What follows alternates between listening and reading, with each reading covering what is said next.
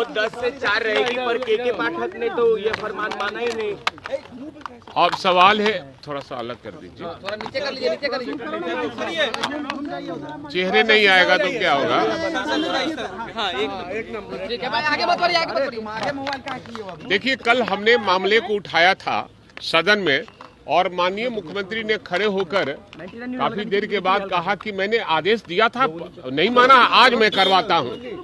और उन्होंने घोषणा किया कि आज से मैं करवा दूंगा, लेकिन उसमें कोई बदलाव नहीं हुआ है।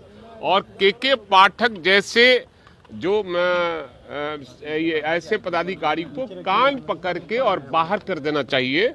और जब सरकार की बात नहीं मानता है, मंत्री परिषद की बात नहीं मानता, वैसे पदाधिकारियों को निश्चित रूप से कार्रवाई होनी चाहिए।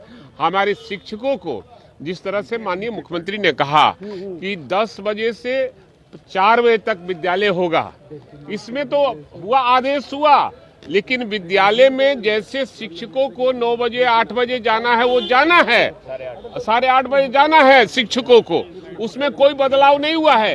ये तुगलकी फरमान जारी करने वाले पदाधिकारी पर सरकार तत्काल कार्रवाई करे, ताकि ऐसे पदाधिकारी फिर दूसरा ऐसा काम न कर सके। बड़ी रैली विधानसभा में आप लोग भी कीजिएगा इसको लेकर के। नहीं, विधानसभा में आज तो हमारा मुद्दा दूसरा है, चूंकि हमारे महादलित परिवार के माने से आने वाले विधायक के साथ बीजेपी के आरएसएस के लोगों ने काफी अमर्यादित शब्दों का प्रयोग किया है, इसलिए हम सदन नहीं चलने देंगे और बाहर में भी और अंदर में भी उस मामले को उठाएंगे।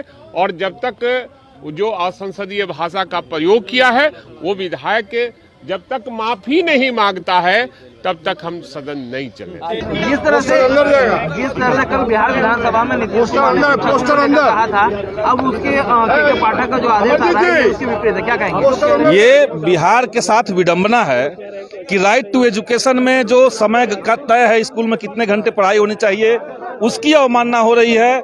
माननीय विधायकों ने कई बार सरकार को चिट्ठी लिखा, वो नहीं सुना गया। और यहाँ तक कि कल सदन के अंदर जब मुख्यमंत्री ने खुलेआम ये कहा कि 10 से 4 ही स्कूल चलेगा, 9 से 5 नहीं चलेगा, ये तो तार्किक नहीं है। और आज ही हम आदेश जारी करवाते हैं, उसके बाद हमने देखा कि बिहार के अंदर अधिकारियों का मनोबल कितना बढ़ा हुआ है। उन्होंने शाम को ही कह दिया कि हम मुख्यमंत्री की बात नहीं मानेंगे, टीचर को 9 से 5 ही रहना पड़ेगा। और वीडियो कॉन्फ्रेंसिंग के माध्यम से पूरे बिहार के सारे पदाधिकारियों को यह बात कह दिया गया। तो इससे बड़ी विडंबना क्या हो सकती है? इसलिए हम सरकार से कहेंगे कि के पाठक को तत्काल उस पर कार्रवाई किया जाए।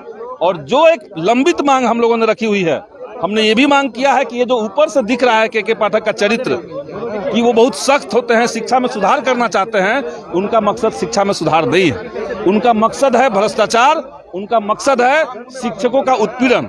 और जब मैं भ्रष्टाचार कह रहा हूं तो बहुत सोच समझ के कह रहा हूं। मामला ये है कि बिहार में 38 जिलों में सभी जिलों के स्कूलों के अंदर बहाली के लिए बिना किसी टेंडर का एक कंपनी को ठेका दिया के पाठक ने।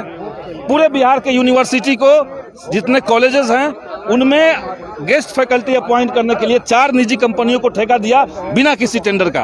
तो बिना किसी टेंडर का आप ठेका दे रहे हैं, सरकार की बात नहीं सुन रहे हैं, राइट टू एजुकेशन एक्ट का उल्लंघन कर रहे हैं। ऐसे पदाधिकारी पर कार्रवाई हो, ये हम लोग सरकार से मांग कर रहे हैं। ट्वीट किया कि केवल घंटी बदली, घंटा नहीं बदला। वही बात है। और दूसरी बात यह है कि कुछ दिन पहले ही के पाठक ने आदेश जारी किया था कि जितने कुलपति हैं वो मीटिंग में उन्मुखीकरण में शामिल होंगे, जिसको राजभवन ने नकार दिया, मना कर दिया। बिल्कुल बिल्कुल। ये बार बार ये ब्यूरोक्रेसी की टक्कर के पाठक क्यों कर रहे हैं? के पाठक जब से आए हैं शिक्षा विभाग में, पहले उन्होंने शिक्षा विभाग के माननीय मंत्री से टकराहट पैदा की, तुरंत बीपीएससी से की, राजभवन से की, तमाम माननीय विधायकों से मिलने से इनकार किया। और अब हम देख रहे हैं कि सीधे सीधे विधानसभा का जो सदन है और जो सदन के हेड हैं मुख्यमंत्री, इनसे ये टक्कर में जा रहे हैं। तो इनका मकसद है ही नहीं सुधार करना। और इसलिए मैंने कहा कि जो कल सरकार का आदेश हुआ उसके आलोक में घंटी बदल गई। ये हो गया कि 9 बजे के बजाय पहली घंटी 10 बजे से लगेगा, लेकिन घंटा नहीं बदला। टीचर के कामकाज का, स्कूल का जो घंटा तय था, जो बात कल हुई थी, वो नहीं बदला, वो 9 से 5 ही है।